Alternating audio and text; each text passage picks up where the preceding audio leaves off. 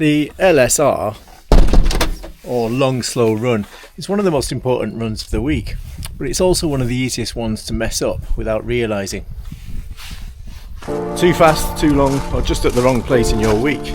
So let's make sure your long run is helping you out, not just tiring you out. Because if your long run feels more like an expedition, then we need to talk.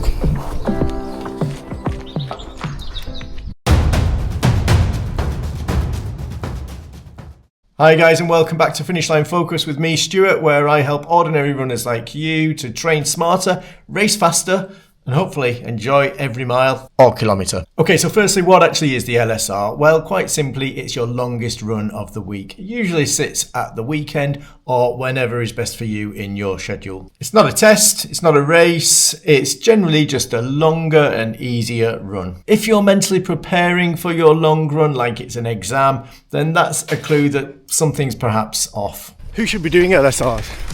If you're seeking to build up your running, well, you. 5k? Useful. 10k? Half marathon? Marathon? Essential.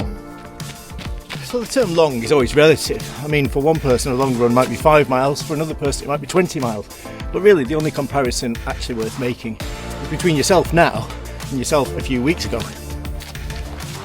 So why do we do it? Well, this is where a lot of the myths creep in, so let's keep this grounded in what we actually know. Long runs build your ability to keep going for longer without fatiguing. They gradually strengthen your muscles and joints and make running easier over time, which is helpful because at some point you're going to want running to feel less like, well, running. So where in your week should your long run sit? Well, really, it just needs to be when you're least rushed and when you're best recovered as well. So, depending on your lifestyle, that could be a Wednesday. But for most people, it's probably going to be at the weekend.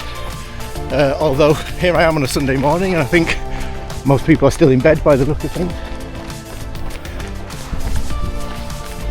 Well, there's nothing physiologically magical about, a Sunday morning. You've got to think about your own schedule, your own circumstances. Like I say, when you're not going to be too rushed, look at your other runs before and after, and the impact that they have and that it has on those runs. So you've got to have the time available to actually do it and to fit it in. I did mention different training cycles or schedules, and most people probably follow a 7-day cycle, which is fine, but I'm just going to briefly mention that can be tweaked to make it a lot more effective by changing it to a 14-day cycle. I've got a separate video on that which I'll link to at the end. I do encourage you to watch that one because that small tweak can make a big difference to your training. Just dodging puddles as usual, muddy puddles.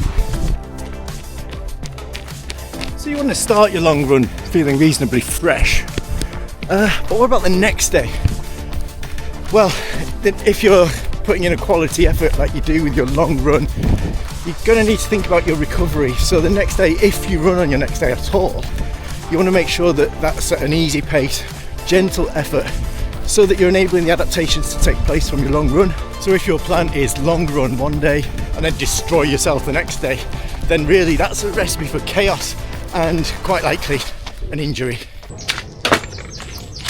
So how do you know that you're getting it right? Well, start slower than you think you need to. Then just make sure that you maintain that nice steady effort. So what effort level should your LSR actually be run at? Okay, this is the bit that really matters, so pay attention. The S in LSR is really, really important. So your long, slow runs should be purposefully controlled at easy effort and slow. Now, you should be going at an effort level that's easy enough for you to be able to speak in full sentences, like I am now. Goodness me, it's muddy here. But if you're having to stop mid-sentence to take a breath, then that's an indication that you're probably pushing too hard.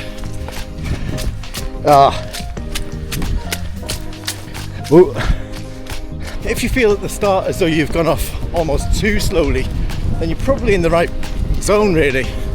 You want to be able to describe in some detail the plot of whatever you watched on TV last night. If you're a person who likes using data, then your heart rate can be something that can really help you to set your pace. You may have heard people talking about zone 2 running. In simple terms, this means a gentle, easy, sustainable effort where your body is working aerobically, so using oxygen in order to power your run, essentially. For most people, this is generally somewhere between 60 and 75% of your maximum heart rate, depending on the model that you use to calculate it. But if your watch is saying zone 2 and you feel like you're fighting for your life, then trust your lungs and slow down. Then keep your effort nice and steady, nice and easy. Always finish feeling as though you could have done that little bit more, not as though you've just been shopping with a couple of toddlers. So should you base this effort on time spent running or the distance that you've covered? Well, especially for newer runners, I usually recommend time. So an example of this might be run 60 minutes at an easy pace rather than chasing a particular distance. This keeps the focus on effort rather than that trying to get it done kind of mentality. So how do you build this up over time? So a simple guideline is to aim to improve by somewhere between 5 and 10% each time. So let's say you have been able to go out for a 1 hour long, slow run, then 5 to 10% is another 3 to 6 minutes on top of that. So you might do somewhere in the region of 1 hour and 5 minutes. Just remember that after 2 or 3 weeks of running, you should bring it back by about a third. This is to allow your body to recover and adapt to the hard work that you've been doing. And this is how progress happens. More isn't always better. Sometimes more is just more. Now, a couple of common mistakes to watch out for. 1, increasing your distance too soon. And 2, going off too fast. Remember that your LSR is not a workout, it's a steady, controlled effort. Now let's bust a few myths. First up, slower running is wasted running. No. It has to be a certain distance in order to count. No. You must always do your long run at the weekend. No. Long runs should leave you exhausted. Definitely not. One thing that people don't always expect is how these runs feel mentally. And really, you're probably just going to have to accept a little bit of boredom.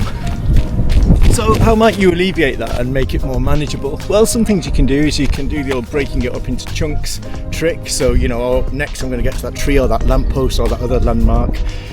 You could run with a friend, which can always prove a useful distraction. Or something I like to do is listen to music and podcasts, always done safely, of course. Other than that, you could spend some of your time on your run just really thinking about and planning all of that food and drink that you're going to have once you get home. If your long, slow run feels controlled, repeatable, and ending like you could perhaps do a little bit more, then you're probably on the right track. That's what we're aiming for.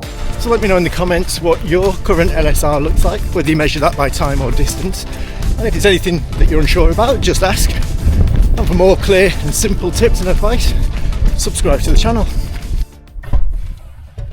Alright, so that's this week's LSR done. I'm feeling alright, I've still got a little bit in the tank, which is how you should finish. So now it's time to go and eat all the food.